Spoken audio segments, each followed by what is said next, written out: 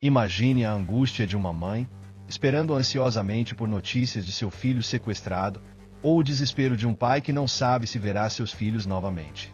Agora, pense em um momento em que a esperança começa a se materializar, um acordo de cessar-fogo que promete devolver 33 reféns ao lado de suas famílias. Esse não é apenas um número, mas vidas que, por semanas ou até meses, ficaram à mercê de um conflito devastador. As negociações estão em andamento, e a libertação dos reféns na primeira fase representa uma janela de alívio, mas também levanta inúmeras questões. O que vem a seguir? Será que este acordo realmente trará paz, ou ele será apenas um prelúdio de mais divisões e incertezas? Enquanto alguns celebram esse avanço, outros não se deixam enganar, acreditando que concessões como essas podem abrir uma brecha perigosa. Em Israel, as críticas ecoam, e até dentro do próprio governo as divisões são profundas. No entanto, a realidade é que a libertação dos reféns é, sem dúvida, uma vitória para as famílias envolvidas. O que isso significa para o futuro do conflito? O que mais está em jogo nesse delicado processo de paz?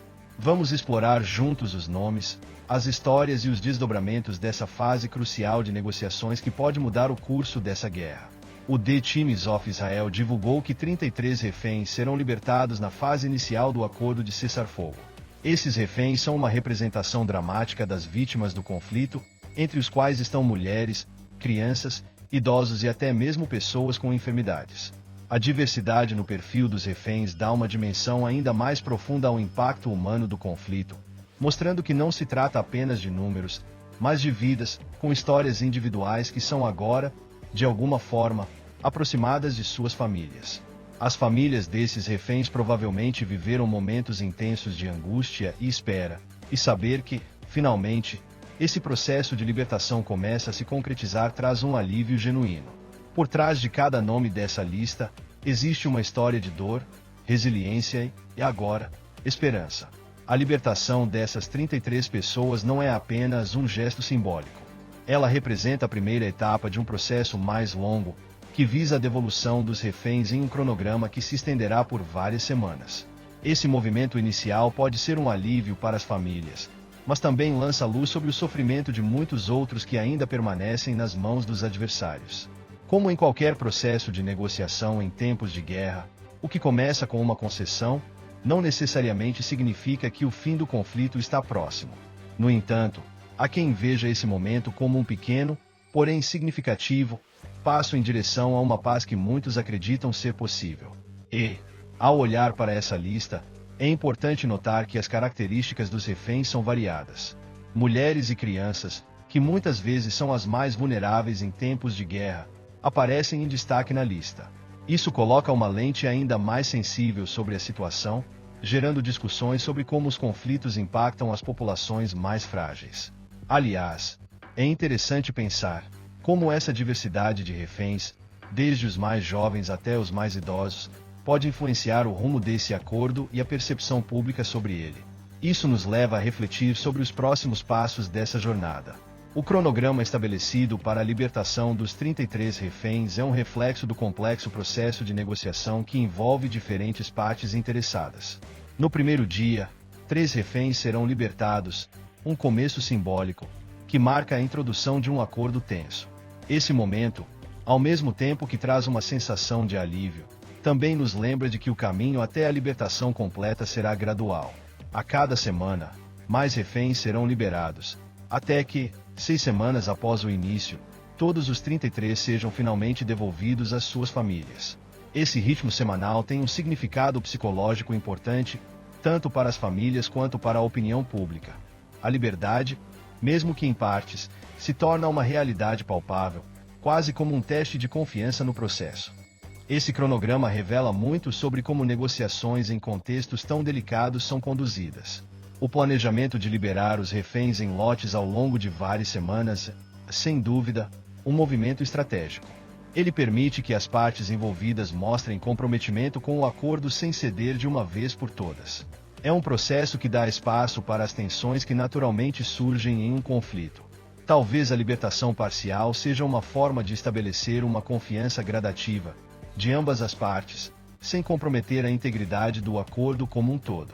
A pergunta que fica é: Será que esse cronograma, a ser seguido à risca, será suficiente para garantir que todas as partes se sintam seguras na continuidade das negociações?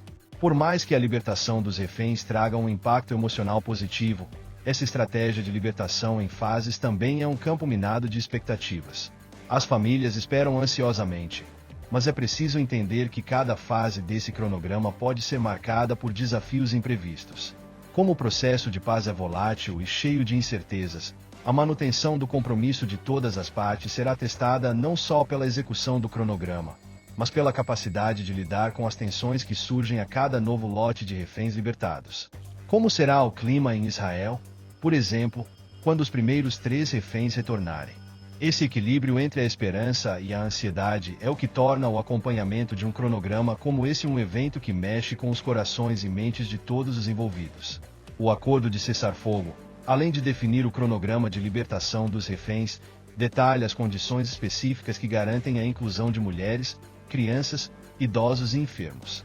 Esse tipo de consideração é crucial, pois não apenas proporciona um cuidado com as populações mais vulneráveis, mas também dá uma sinalização de que os acordos podem ser moldados com uma sensibilidade humana. Esse foco nas condições de saúde, por exemplo, não é um detalhe simples. Ele reconhece a gravidade das circunstâncias em que algumas dessas pessoas foram mantidas e a necessidade de uma abordagem mais humana na sua libertação. Para as famílias, esse tipo de informação traz uma certa paz de espírito, pois garante que seus entes queridos não sejam tratados apenas como números em uma lista de negociações, mas como seres humanos com necessidades específicas. Esse cuidado com a inclusão de certos grupos vulneráveis, como mulheres e crianças, reflete uma tendência em acordos internacionais de se humanizar as negociações em tempos de guerra. Podemos imaginar que, enquanto o acordar de um cessar-fogo pode parecer um grande avanço, os detalhes das condições do acordo são igualmente essenciais para garantir que o processo de libertação seja efetivo e justo. Por exemplo, quando se fala de reféns doentes ou idosos, as condições de saúde dessas pessoas podem exigir cuidados especiais, o que torna o sucesso do acordo mais desafiador, ao mesmo tempo, mais urgente. A inclusão desses detalhes nas conversas de alto nível, por mais desafiadoras que sejam, evidencia a importância de pensar no refém como um ser humano completo, e não apenas como uma moeda de troca em uma negociação. Além disso, a transparência no compartilhamento dessas informações com as famílias antes da execução das libertações é outro ponto de destaque. Esse ato de manter as famílias informadas sobre as condições dos reféns transmite a sensação de que elas estão sendo respeitadas e que não estão sendo deixadas no escuro durante um processo tão doloroso. A comunicação constante é fundamental para que não haja desconfiança nas fases subsequentes do acordo. No entanto, vale refletir: o que aconteceria se, por algum motivo, as condições acordadas não fossem atendidas de maneira satisfatória? Como as famílias reagiriam a um possível descumprimento dos cuidados estabelecidos? Esse é o tipo de questão que pode afetar profundamente a continuidade da confiança nas negociações. Embora o acordo de cessar-fogo seja um passo importante para a libertação dos reféns, ele não é unânime em seu apoio, especialmente entre os israelenses. Muitos veem essa decisão como uma vitória parcial, mas ainda assim, com limitações evidentes. O que temos aqui é uma negociação que, de um lado, visa salvar vidas e dar um alívio emocional às famílias, mas, de outro, gera críticas sobre os riscos que ele impõe à segurança de Israel. A principal questão levantada por seus opositores é se, ao ceder a essas liberdades, não se estaria apenas alimentando um ciclo de violência, permitindo que as facções inimigas se reorganizem enquanto as negociações prosseguem. Afinal, essas libertações podem ser vistas como um gesto de boa-fé, mas também correm o risco de se tornar um ponto de fragilidade. Por outro lado, há quem defenda que esse é, sim, um movimento necessário. Apesar de não ser a solução definitiva, a libertação dos reféns pode ser vista como uma forma de interromper o ciclo de sofrimento, gerando uma abertura para que mais negociações aconteçam no futuro. Em tempos de guerra, onde decisões muitas vezes envolvem vidas humanas diretamente, os acordos de cessar-fogo podem ser um mal necessário. Assim, ao invés de ver o processo como uma fraqueza, aqueles que apoiam o acordo o veem como uma oportunidade para criar condições mais favoráveis à paz, sem abrir mão da segurança do Estado. Essa visão, embora pragmática, precisa de uma execução muito cuidadosa para garantir que as concessões feitas não sejam mal interpretadas e utilizadas contra a população israelense. É natural que essa divisão de perspectivas surja em momentos de crise, pois, em um conflito como esse, cada movimento parece ter enormes implicações para o futuro. Mesmo aqueles que discordam do acordo não podem deixar de ver que ele, ao menos, fornece uma abertura para um novo capítulo, onde a negociação e a diplomacia podem começar a ganhar mais força do que a violência. Porém, é preciso estar ciente de que, enquanto alguns comemoram o acordo, outros permanecem desconfiados e receosos. O impacto disso, especialmente dentro de Israel, ainda está por ser completamente compreendido. E isso nos leva a um ponto interessante: como o governo israelense lidará com essas críticas e como elas afetarão a implementação da fase 2 do processo de paz. O gabinete israelense está atualmente avaliando o acordo de cessar-fogo, e essa análise não está livre de divisões internas. Dentro do governo, há vozes que expressam um apoio cauteloso, considerando o acordo como um passo necessário para garantir o retorno dos reféns e reduzir a tensão.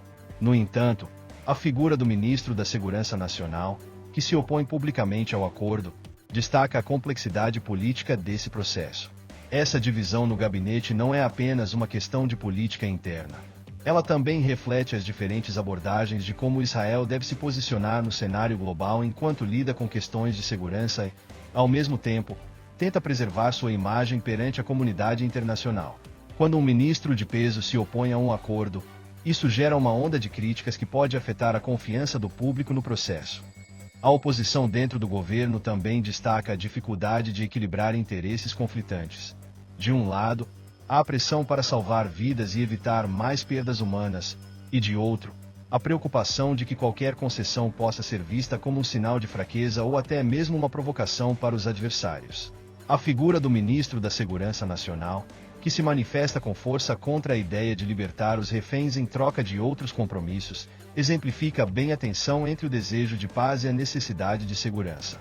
Esse tipo de dissensão interna é, muitas vezes, uma característica das negociações em tempos de guerra, onde as diferentes perspectivas de como lidar com uma situação de alto risco nem sempre coincidem. Embora o governo esteja dividido, é fundamental entender que, em qualquer cenário de crise, as decisões precisam ser tomadas com o máximo de cautela possível.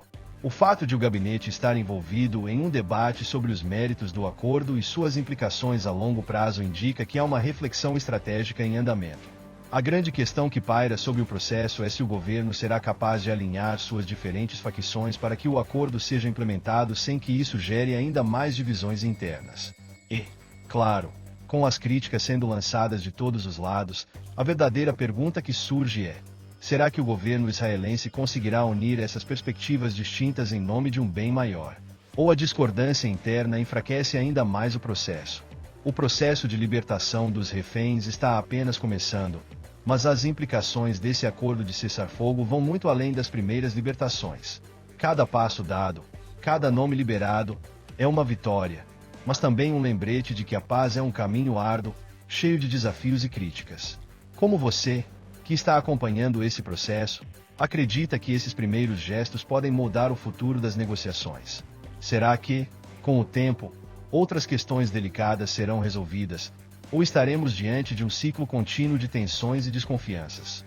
A libertação dos 33 reféns não é só uma questão de dar liberdade a quem sofre, mas também de testar a capacidade de todos os envolvidos em manter o equilíbrio entre a segurança e a necessidade de uma paz real. Quais são os próximos passos que você acha que o governo israelense deve tomar para garantir que o processo não seja interrompido por divisões internas? E você, já se inscreveu no canal? Ative as notificações para continuar acompanhando cada detalhe desse conflito, e saiba o que pode acontecer a seguir. A paz pode começar com um gesto, mas será que ela vai perdurar?